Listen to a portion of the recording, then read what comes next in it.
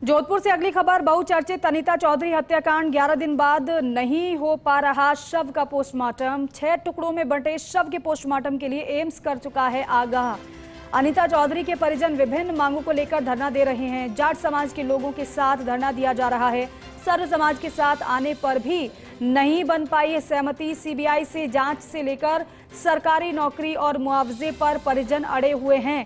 लूट के लिए हत्या करने को नकार चुके हैं परिजन ये कह रहे हैं कि ये पूरा जो हत्याकांड है दरअसल वो लूट की वजह से हो ही नहीं सकता है।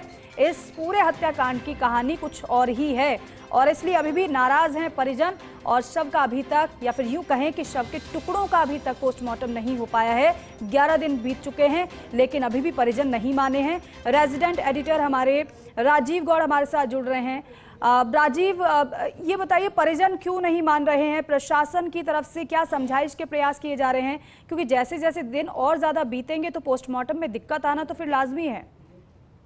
देखिए, निश्चित रूप से इस पूरे मामले को लेकर अगर बात करें तो ये समझ में नहीं आ रहा। खुद अनीता चौधरी के पति मनमोहन चौधरी ने कहा था कि हमारी एक ही मांग है कि मुख्य आरोपी गुलामुद्दीन पकड़ा जाना चाहिए। वो पकड़ा जा चुका है, लेकिन आज 11 दिन हो गए, पोस्टमार्टम नहीं करवाया। बीच में राजनीति कहीं न कहीं इसमें पसर गई है। कभी कांग्रेस के नेता आते हैं, कभी बीजेपी के नेता आते हैं, कभी आरएलपी के नेता आते हैं। इसको राजनीतिकरण का एक रंग दे दिया है। समाज के लोग थे, सर्व समाज के लोग भी आए।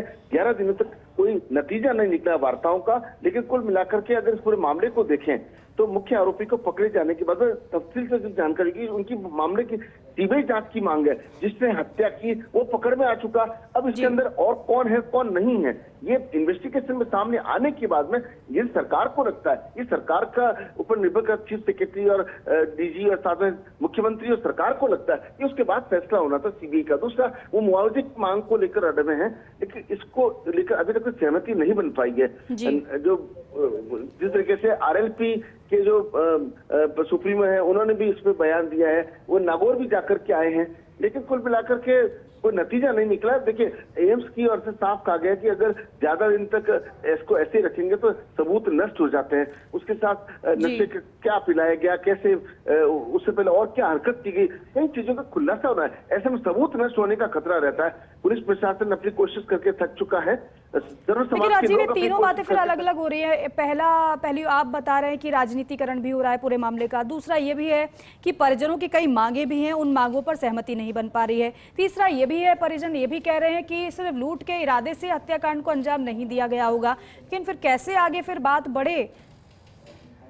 देखिए, जब गुलामुद्दीन का और तैयब अंसारी जो जिनका नाम लिया जा रहा है, जब उनका पॉलिटिकल नहीं है, आपस का कोई कनेक्शन नहीं निकला है, तो किसी भी व्यक्ति को जबरदस्ती फिट नहीं किया जा सकता। हालांकि पुलिस उस पड़ताल भी कर रही है कि कुछ तथ्य निकले, लेकिन जल्दबाजी होगा कहना, क्योंकि जैसे ही कोई ना कोई पकड़ में आएगा, कोई ना कोई क्लू मिलेगा तो उसके बाद पता लगेगा। प्रारंभिक तौर पे लूट की साजिश और लूट की जो जहर खुरानी करना, पुराना आदतन रिकॉर्ड होना, अब तक तो यही लग रहा है। राज जानता तो गुलामुद्दीन जानता है। साधन के पुलिस में काफी कुछ खुलने की संभावना है, लेकिन पुलिस भी फूंक फूंक कर कदम रही है, क्योंकि कोर्ट अदालत यहाँ पर है। न्याय के लिए कोई भी व्यक्ति कहीं जा सकता है। हर व्यक्ति को कहीं ना कहीं हर चीज को तरीके से लेकर के चलना होता। तो लेकिन देखिए, कहीं ना कहीं समाज की मांग अपनी जगह जायज है, तो उनको मुआवजा मिलना चाहिए, लेकिन सीबीआई जांच की जहां तक मांग सरकार को फैसला लेना होता है। तो स्थानीय सिर्फ प्रशासन और पुलिस भी इस बारे में कुछ कर नहीं पा रहे। लेकिन एक और बात, जरा परिजन जब ये कह रहे हैं कि लूट के इरादे से हत्या नहीं की गई है तो वो क्या मान रहे हैं? दूसरा ये है कि अब रिमांड तो पुलिस को मिल चुकी है गुलामुद्दीन की, तो पूछताछ जिस तरीके से हुई कुछ और नई बात गुलामुद्दीन ने बताई है कि पुलिस को।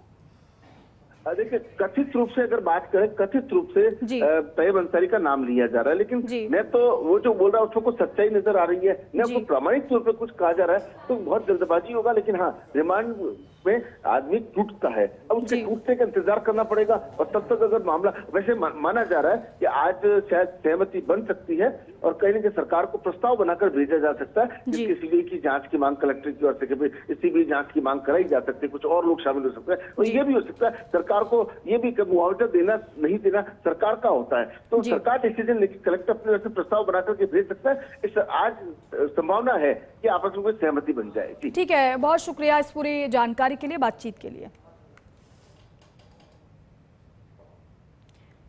तो देखिए, परिजन अभी भी कुछ बातों को लेकर अड़े हुए हैं। बात यह है कि परिजनों की कुछ मांगे हैं, मुआवजे की, मांग भी उसमें शामिल है। और साथ ही साथ परिजन ये कह रहे हैं कि ऐसा हो ही नहीं सकता है कि लूट के इरादे से इस हत्याकांड को अंजाम दिया गया हो। कुछ अन्य बात भी इस पूरे मामले में है जो अभी तक उजागर नहीं हो पाई है, जो सामने नहीं आ पाई है। तो दूसरा पहलू ये भी है कि पुलिस को गुलामुद्दीन की रिमांड मिल चुकी है, उससे लगातार पूछताछ की जा रही है, कड़ियों को जोड़ा जा रहा है। लेकिन अब जैसे जैसे जांच बढ़ेगी आगे, वैसे वैसे क्या और खुलासे पूरे मामले में होंगे, इसी का इंतजार किया जा रहा है। बहुचर्चित अनीता चौधरी हत्याकांड मामले में मुख्य आरोपी गुलामुद्दीन पुलिस रिमांड पर है और उससे पूछताछ जारी है।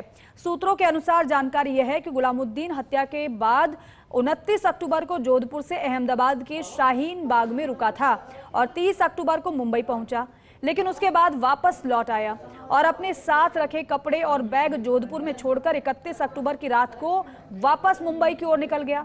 अब तक मिली जानकारी के अनुसार गुलामुद्दीन मुंबई में फर्जी नाम रुस्तम नाम रखा था उसने अपना, और रुस्तम बनकर वो रह रहा था और बिहार के रास्ते नेपाल भागने की फिराक में था।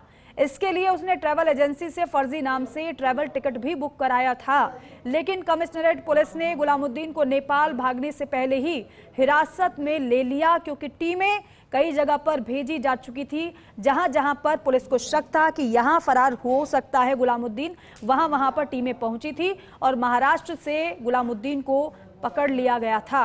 रिमांड पर है, पूछताछ उससे लगातार जारी है। लेकिन अब जैसे जैसे पूछताछ आगे बढ़ रही है, वैसे वैसे नई नई बातें निकलकर सामने आ रही है। मसलन रुस्तम नाम रखकर वो रह रहा था और जो अपना सामान लेकर गया था उस लिहाज से ट्रैवल एजेंसी से उसने बात की थी। नेपाल भागने की फिराक में था, लेकिन नेपाल भागने से पहले ही पुलिस ने उसे पकड़ लिया।